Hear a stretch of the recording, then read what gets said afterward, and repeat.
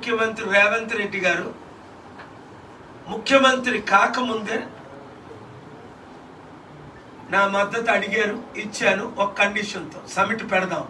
Video మీరు చూశారు. Summit పెడదాం అన్నాను. పెడితే లక్షల కోట్లు తెలంగాణకి ఇన్వెస్ట్మెంట్, వేల కోట్లు డొనేషన్స్. ఇంకెవరికైనా సత్తా ఉందా? నా గురించి నేను మాట్లాడుకోకూడదు. మరి మీ మీడియా మిత్రులు, నేను ఒకటే చెప్పాను, మీడియా కవరేజ్ ఇచ్చినంత వరకు దేశం బాగు చేయడానికి పనిచేస్తా. ఏ రోజైతే నార్త్ ఇండియాలో మోదీ మీడియా మోదీకి అమ్ముడుపోయిందో, అలాగ మన మీడియా అమ్ముడుపోయిన రోజుని నేను కూడా మిమ్మల్ని విడిచిపెట్టేస్తా. అంటే అర్థం ఏంటి? మీ ప్రతి కుటుంబానికి 5 కోట్ల అప్పు. మీకు ఇక్కడ జర్నలిస్టులు కూర్చున్నారు, 25 మంది ఉన్నారు.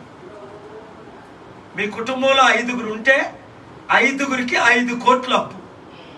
మోదీ గారు చేసింది, కేసీఆర్ గారు చేసింది, కాంగ్రెస్ 54 సంవత్సరాల్లో చేసింది, బీజేపీ 15 సంవత్సరాల్లో అప్పు చేసింది. నెలకి 1,00,000 కోట్లు అప్పు చేస్తున్నారు మోదీ గారు. ఆంధ్రప్రదేశ్లో, తెలంగాణలో సంవత్సరానికి 1,00,000 కోట్లు అక్కడ చంద్రబాబు నాయుడు గారు, జగన్ గారు అప్పు చేస్తున్నారు. 1,00,000 కోట్లు. ఇవి official numbers. Reserve bank of ఇండియాలో 1,70,000 కోట్లు రిజర్వ్ చేసుకున్న ఆయిల్ లాంటి డబ్బు, అంటే life and death, tsunami, earthquake వచ్చినప్పుడు అది వాడాలి. ఆ డబ్బులు కూడా వాడేశారు. As a world economist, only evangelist కాదు, వరల్డ్ ఎకానమిస్ట్, ప్రాబ్లం సాల్వర్. ప్రపంచంలో డబ్బు ఎక్కువైపోయింది. ఇది మీ కొరకు చెప్తున్నాను మీడియా మిత్రులకి. మనకేమో అప్పులు ఎక్కువైపోయాయి. చైనా ఏమో 100 దేశాలకు అప్పిస్తుంది, మనమేమో 100 దేశాల నుంచి అప్పు తెచ్చుకుంటున్నాం. నేను అమెరికా వెళ్ళినప్పుడు చైనా ఇండియా జీడిపి సమానంగా ఉండేది. ఇప్పుడు చైనా జీడిపి 18 ట్రిలియన్, మన జీడిపి 3 ట్రిలియన్ కూడా కాదు. అంటే చైనా జీడిపి 7 రెట్లు ఎక్కువ ఈ 35 సంవత్సరాల్లో. కారణం పొలిటికల్ కరప్షన్ ఇండియాలో. చైనాలో 1,00,000 రూపాయలు అవినీతి జరిగితే 7 సంవత్సరాలు జైలు శిక్ష. ఈరోజు 1,00,000 కోట్లు, 5 లక్షల కోట్ల అవినీతి చేసిన వాళ్ళు ముఖ్యమంత్రులు, కేబినెట్ మినిస్టర్లు. అనేక సార్లు చెప్పాను, మల్లారెడ్డి, పుల్లారెడ్డి, ఎల్లారెడ్డో మిత్రులు పాలమ్మి, పువ్వులమ్మి, పెరుగమ్మి 3 లక్షల కోట్లు సంపాదించాల. నేను ఎందుకు ఎగ్జాంపుల్ చెప్తున్నాను, ఎవరి పేరో చెప్పాలి కనుక, నాకు ఆయన మిత్రులే. ఆ రాజకీయ అవినీతి. బాబు మోహన్ గారు ఒక మంచి మాట చెప్పారు, నేను భూ కబ్జాలు చేయలేదు అంటే. బాబు మోహన్ రావు ఒక మాజీ మంత్రిగా, 3 సార్లు ఎమ్మెల్యేగా 1 రూపాయి దోచుకోలేదు, 1 రూపాయి అవినీతి చేయలేదు. ఛాలెంజ్ చేశారు, ఎంక్వైరీ చేసుకోండి అని. ప్రజాశాంతి పార్టీలో ఎందుకు చేరారు? Chief secretary Rosaiah garu, IAS retired, chief secretary Danamayya garu, ex DGP Sangliana garu, మాజీ MP, professors, doctors, principals, educated అందరూ ప్రజాశాంతి పార్టీలో ఎందుకు చేరుతున్నారు? ఇక్కడున్న ఛానల్స్ అన్ని సర్వేలు చేశారు. ప్రతి ఛానల్, చిన్న ఛానల్తో సహా, ఈ పేరు చెప్పకుండా ఈ చిన్న ఛానల్ చూపిస్తున్నా, సర్వే చేశారు. కేఏ పాల్ కావాలా, కేసీఆర్ కావాలా? 82% నన్ను కోరుకున్నారు. పెద్ద ఛానల్ సర్వే చేశారు, ఎన్టీవీ, ఏబిఎన్, టీవీ9, V6లు 68% ఏబిఎన్లో, 72% టీవీ5లో. ఎంతమంది పాల్ గారు మాటలు వింటారు నమ్ముతారు? 91% టీవీ9లో, 90% ఎన్టీవీలో. మీ సర్వేలు, లక్షల మంది ఓటేస్తున్నారు. ఈ నాయకావు సర్వేలు. వైజాగ్లో నేను ఎంపీగా పోటీ చేస్తున్నాను, విశాఖపట్నం. పాలన రావాలి, పాలన మారాలి అనే స్లోగన్తో 3 కోట్ల ప్రజలు రీచ్ అయిపోయారు ఆంధ్రప్రదేశ్లో.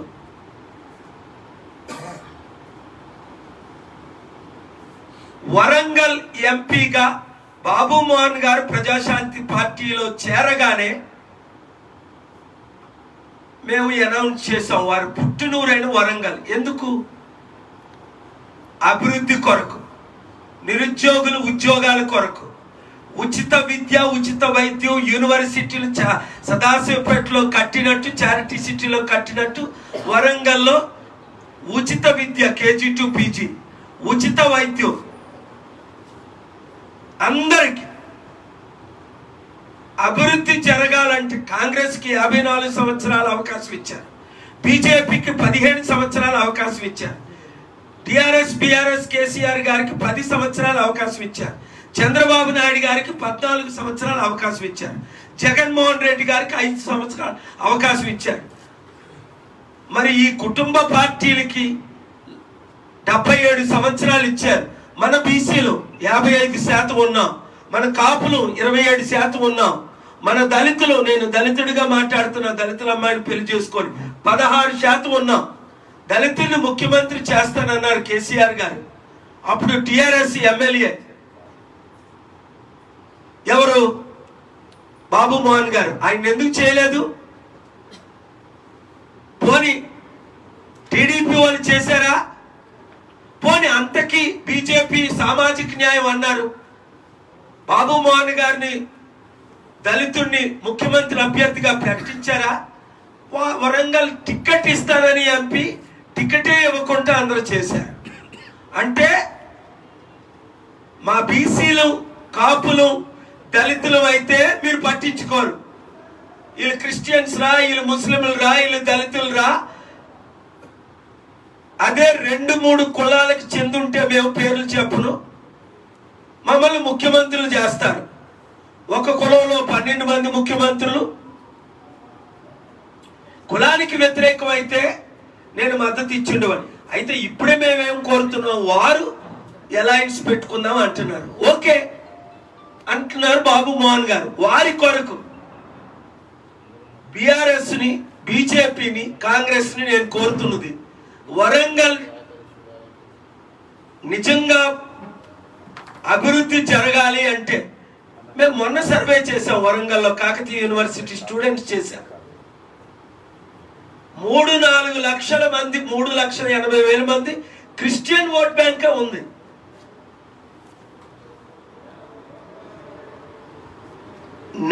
నేను ఎప్పుడు అలయన్స్ పెట్టుకోలే. కాంగ్రెస్ వాళ్ళు ఫారెన్ మినిస్టర్ పోస్ట్ ఇచ్చారు, మీకు తెలుసు. అహ్మద్ పటేల్, సోనియా గాంధీ, మన్మోహన్ సింగ్, గులాం నబీ, సుశీల్ కుమార్ సింధే అందరూ ఈ 10 సంవత్సరాల్లో, ఈ 2 సంవత్సరాల్లో నన్ను కలిసిన వారే. అలాగే బీజేపీలో మీకు అందరికీ తెలుసు, మోదీ, అమిత్ షా గారు, రూపాల రెగ్యులర్ గా కలిసిన వారే. నేను అలయన్స్ పెట్టుకోలే. ఎందుకు అంటే అందరు పార్టీల్లో అవినీతి ఉందని. కానీ దేశాభివృద్ధి కొరకు, రాష్ట్రాభివృద్ధి కొరకు, బాబు మోహన్ గారి కొరకు అలయన్స్కైనా సిద్ధమని నేను ఒప్పుకున్నా. మేము కాంగ్రెస్ కలిస్తే 17 తెలంగాణ ఎంపీలు మాకే వస్తాయి. మేము బీఆర్ఎస్ కలిస్తే 17 ఎంపీలు మాకే వస్తాయి, పోతే ఒక ఎంఐఎం తప్ప. ఇది నా ఛాలెంజ్. మాకు ఓట్ బ్యాంక్ ఉందని ఇదే రుజువు, మీ సర్వేలే రుజువు, మీరే రుజువు. అప్పులు తీరాలి, అభివృద్ధి జరగాలి, పాలన రావాలి, పాలన మారాలి.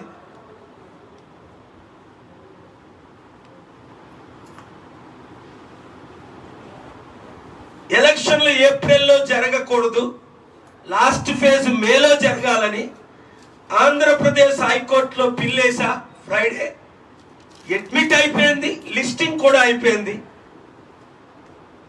మండేకి ఏప్రిల్ 16 ఎలక్షన్ ఏంటి, మే 26 కౌంటింగ్ ఏంటి?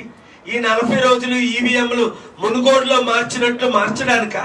మునుగోడులో మీ అందరూ చూశారు మొత్తం ఈవీఎంలని ఏ విధంగా మార్చారో, పక్కని ఏ విధంగా పార్క్ చేశారో. 5 ఆఫీసర్లు 4 ఆఫీసర్లు అఫీషియల్గా కన్ఫర్మ్ చేశారు. ఈవీఎంలు మార్చకుండా ఉండాలి అంటే ఎలక్షన్ అయినంటే కౌంటింగ్ లెక్క పెట్టాలి. మీరు యూరోపియన్ కంట్రీస్ 50 దేశాలు చూడండి, ఎలక్షన్ అయిన రోజునే కౌంటింగ్. అది అమెరికా అవ్వచ్చు, కెనడా అవ్వచ్చు, ఆస్ట్రేలియా అవ్వచ్చు, న్యూజిలాండ్ అవ్వచ్చు, యునైటెడ్ కింగ్డమ్ అవ్వచ్చు, నార్వే అవ్వచ్చు, స్వీడన్ అవ్వచ్చు, డెన్మార్క్, మీకు తెలిసిన పేర్లు చెప్తున్నా. నేటో కంట్రీస్ 30 దేశాలు చూడండి, చిన్న దేశాలు చూడండి అంతవరకు. సింగపూర్ ఇదిని ఎలక్షన్ అవ్వగానే కౌంటింగ్ అవుతుంది. మరి మనం డెమోక్రసీ అంటాం, ఎలక్షన్ అయిన 30-40 రోజుల్లో కౌంటింగ్ ఎందుకు? ఎవరికి అడిగే సత్తా లేదు. కనుక అభివృద్ధి జరగాలి, అప్పులు తీరాలి. ఇండియా శ్రీలంక లాగా, సుడాన్ లాగా, నైజీరియా లాగా, వెనజువేలా లాగా అవ్వకుండా ఉండాలి అంటే ప్రజాశాంతి పార్టీ రావాలి. అంతే సొల్యూషన్. మార్పు రావాలి. అందరూ ఫోటోలు తీసుకుంటారు. 2-3 వేల మంది ఏపీ హైకోర్టులో, 3 వేల మంది పైగా తెలంగాణ హైకోర్టులో సెల్ఫీలు తీసుకుంటారు. ఒక్కొక్కరు 100 మందితో ఓట్లు వేయించాలి. తీసుకున్న వారు ప్రతి ఒక్కరు మెంబర్షిప్ తీసుకోవాలి. ఎమ్మెల్యేలుగా, ఎంపీగా పోటీ చేస్తానన్న వారు 7569 ఈ నెంబర్ రాసుకోండి ప్రింట్ మీడియా మిత్రులు. 7569441275. మా అధికార ప్రతినిధి రవికుమార్ గారు ఇక్కడ లేరు, వైజాగ్ లో ఉన్నారు, విశాఖపట్నంలో. వారికి కాల్ చేయండి, బాబ్జీకి కాల్ చేయండి, మా కోర్ కమిటీకి కాల్ చేయండి, మా స్టేట్ కమిటీని కలవండి. కొట్టుకోవడం కాదు. టిఆర్ఎస్ వదిలి కాంగ్రెస్, కాంగ్రెస్ వదిలి బీజేపీ. ఏం చేసింది బీజేపీ? సంవత్సరానికి 1,00,000 కోట్లు కాంగ్రెస్ అప్పు చేస్తే నెలకి 1,00,000 కోట్లు బీజేపీ అప్పు చేసింది. నల్లధనాన్ని తీసుకొచ్చిందా? 15 లక్షలు అందరికి ఇస్తానన్నారు. నా మిత్రుడు మోదీ గారు 2 కోట్ల ఉద్యోగాలు ఇస్తా అన్నారు సంవత్సరానికి. 10 సంవత్సరాల్లో 20 కోట్ల ఉద్యోగాలు ఇవ్వలేదు సరికదా? ఉన్న 20 కోట్ల ఉద్యోగాలు పోయాయి. అప్పులు ఎక్కువైపోయాయి. ఇండియా 100వ స్థానంకి వెళ్ళిపోయింది. ఏమనంటే ఇండియా నెంబర్ 1 అంటారు. నెంబర్ 1 దేంట్లో? అవినీతిలో, అప్పుల్లో, నల్లధనంలో. అదానీ అంబానీకి 25 లక్షల కోట్లు. ప్రపంచంలో ఎవరైనా వాళ్ళ అప్పులు మాఫీ చేస్తారా? అప్పులు మాఫీ చేయడంలో, బినామీలకి దేశాన్ని అమ్మడిలో. స్టీల్ ప్లాంట్ 8 లక్షల కోట్లు, 8,000 కోట్లకు అమ్ముతుంటే ఆంధ్రప్రదేశ్ హైకోర్టులో 3 సంవత్సరాల నుంచి ఫైట్ చేస్తే ఫిబ్రవరి 28ని ఫేవరబుల్ గా నాకు హియరింగ్ ఇచ్చి ఆర్డర్ ఇచ్చారు. ఏంటి? పాలుగారు ఇస్తున్న 8,000 కోట్లు తీసుకోండి, స్టీల్ ప్లాంట్ ని అమ్మకండి, దానికి కౌంటర్ మార్చి 14ని ఫైల్ చేయండి. చిన్న విషయమా? మనకి స్టీల్ ప్లాంట్ తెలంగాణలో కడతామన్నారు, కడపలో కడతాం, కట్టలేదు సరికదా? 33,000 ఎకరాల స్టీల్ ప్లాంట్, ఎకరం 25 కోట్లు, 8 లక్షల కోట్లది. 8,000 కోట్లకి అమ్మేస్తున్నారు. ఎవరు? మోదీ మిత్రుడైన అదానికి, జిండాల్కి. ఎవరు అడుగుతున్నారు? ఎవరు నోరిప్పితే జైల్లో పెడతారని చంద్రబాబు నాయుడు వెళ్ళి ఇప్పుడు సరెండర్ అయ్యాడు. మీరు ఎన్ని సీట్లు అడిగితే అన్ని ఇస్తాను సార్, ఎక్కడ అడిగితే అక్కడ ఇస్తాను సార్, నన్ను మరలా జైల్లో పెట్టకండి సార్. కనుక మిత్రులారా, దేశాన్ని కాపాడే బాధ్యత మీడియా ఓనర్స్కి ఉంది, మీడియా రిపోర్టర్స్కి ఉంది. ఎన్నో రోజులు లేదు. ఎలక్షన్ రేపు మండే పోస్ట్ పోన్, మేలో పెట్టకపోతే 40 రోజులే ఉంది. సునామీ రావాలి అంటే మార్పు రావాలి. మార్పు రావాలి అంటే అందరం కలిసి పనిచేయాలి. ఈ రిటైర్డ్ ఐఏఎస్, ఐపీఎస్ ఇంత తెలివైన వాళ్ళు ఎందుకు జాయిన్ అవుతున్నారు ప్రజాశాంతి పార్టీలో? 120 మంది ఐఏఎస్లు, ఐపీఎస్లు, ఐఆర్ఎస్లు, ప్రొఫెసర్లు, డాక్టర్లు, ఇంజనీర్లు, వాళ్ళందరూ ఎందుకు ప్రజాశాంతి పార్టీని కోరుకుంటున్నారు? అన్ని పార్టీలని చూసేశారు. టీడీపీని చూశారు, టీఆర్ఎస్ని చూశారు, బీజేపీని చూశారు, కాంగ్రెస్ని చూశారు. చివరికి ఒక చిన్న వయసు అయిన కేజ్రీవాల్ని పంజాబ్ వాళ్ళు, ఢిల్లీ వాళ్ళు ఎన్నుకున్నారు. మరి మన తెలుగు రాష్ట్రాలు ఎందుకు ఎన్నుకోకూడదు? బాబు మోహన్ రావు అదే అన్నారు, సార్ మార్పు కోరుకుంటున్నారు తెలంగాణలో. నేను అన్న ఆంధ్రప్రదేశ్లో కూడా ఇంకా కోరుకుంటున్నానండి. ఎందుకు? అప్పులు పాలైపోయి కిడ్నీలు తప్ప అన్నీ అమ్మేశారు. 30 సంవత్సరాలకి మందు మద్యపానం నిషేధం చేస్తామన్న జగన్మోహన్ రెడ్డి గారు ఆయనే సంపూర్ణ మద్యపాన నిషేధం అన్నారు ఎలక్షన్ ముందు. ముఖ్యమంత్రి అయిన 5 సంవత్సరాల్లో మొత్తం మద్యం అమ్మి నెలకి 20-25 కోట్లు సంపాదిస్తున్నాడు. మరి సత్యాలు చెప్పకపోతే, ఎవరి గురించి మాట్లాడకపోతే, యేసు ప్రభు సందేశం చెప్పడానికి నేను రాలేదు కదా. రాజకీయంగా మంచి పార్టీని ఎన్నుకొని రాష్ట్రాన్ని దేశాన్ని అభివృద్ధి చేయడానికి వచ్చాను. 140-150 కోట్ల ప్రజలను రక్షించడానికి వచ్చాను. దేవుడు పంపగా వచ్చాను. జై శ్రీరామ్ అన్నవారిని జై శ్రీరామ్ అనేవాడిని, అల్లాహు అక్బర్ అన్నవారిని అల్లాహు అక్బర్ అనేవాడిని, ప్రైజ్ ద లార్డ్ అన్నవారిని ప్రైజ్ ద లార్డ్ అనేవాడిని. ఇదిగో ఈయన Hindu, retired IAS chief secretary. Babji Hindu, మీరు క్రిస్టియన్. బాబు మోహన్ గారు క్రిస్టియన్. నా కోడల జ్యోతి హిందూ. ఆడ జై శ్రీరామ్ అందు కృష్ణ భక్తురాలు. చంపేద్దామా? నువ్వు జై శ్రీరామ్ అను, నువ్వు కృష్ణ భక్తురాలు అని. సబ్జెక్ట్ ఏంటి? దేశం నాశనం అయిపోయింది, అప్పుల పాలు అయిపోయింది, థర్డ్ ఫ్రంట్ రావాలి, మార్పు రావాలి, పాలు రావాలి, పాలన మారాలి, లక్షల కోట్లు అప్పు తీరాలి, అభివృద్ధి జరగాలి, కుటుంబానికి ఉన్న 5 కోట్లు అప్పు తీరాలి. దానికి భాగంగా బాబు మోహన్ గారు ప్రజాశాంతి పార్టీ తరపుని ఎంపీ అభ్యర్థిగా వరంగల్లో నిలబడడానికి మేము సిద్ధమయ్యాం. మీడియా మిత్రులకు మధ్యలో చెప్పింది ఏంటంటే, క్లియర్గా కాంగ్రెస్ ఏంటి, బీఆర్ఎస్ ఏంటి, ఇతర పార్టీలు మాతో చర్చలు జరుగుతున్నాయి, అలయన్స్. నాకైతే ఇష్టం లేదు. బాబు మోహన్ గారు పెద్దలు ఇచ్చిన సలహా మేరకు అలయన్స్ అయితే ఇంకా బాగుంటుందండి అన్నారు. వారిచ్చిన సలహా మేరకు ఫస్ట్ టైం 15 సంవత్సరాల తర్వాత అవసరమైతే బాబు మోహన్ గారిని పార్లమెంట్లో పంపడానికి, వరంగల్ నుండి అభివృద్ధి చేయడానికి అలయన్స్ కైనా సిద్ధమే. నేను అడిగాను బాబు మోహన్ గారిని, ఎవరైనా పర్వాలేదండి, మనకి కాంగ్రెస్ అయినా ఒకటే, వన్ సైడ్ 16 సీట్లు గెలుస్తాం 17లో, బీఆర్ఎస్ అయినా ఒకటే, 17లో ఎంఐఎం తప్ప మనమే 16 గెలుస్తాం, ఎవరి ముందుకు వస్తే వాళ్ళతో అలయన్స్ పెట్టుకుందాం అన్నారు. మిమ్మల్ని విశాఖపట్నం ఎంపీగా పోటీ చేయడానికి మేము నిలబెడతాం, నేను వస్తాను, మండే నుంచి క్యాంపెయిన్ చేస్తానన్నారు. తప్పక 2 రాష్ట్రాలను రక్షించడమే మా బాధ్యత. బాబు మోహన్ గారు మీరు మాట్లాడారు. ఇది కంక్లూజన్ ఇచ్చేసాను. 1 మినిట్. నేను విశాఖపట్నం ఎంపీగా పోటీ చేస్తున్నాను. పార్లమెంట్ మా పార్టీకి 175 అసెంబ్లీ స్థానాలు, అక్కడ 25 పార్లమెంట్ స్థానాలు పోటీ చేస్తున్నామని అనౌన్స్ చేస్తున్నాం.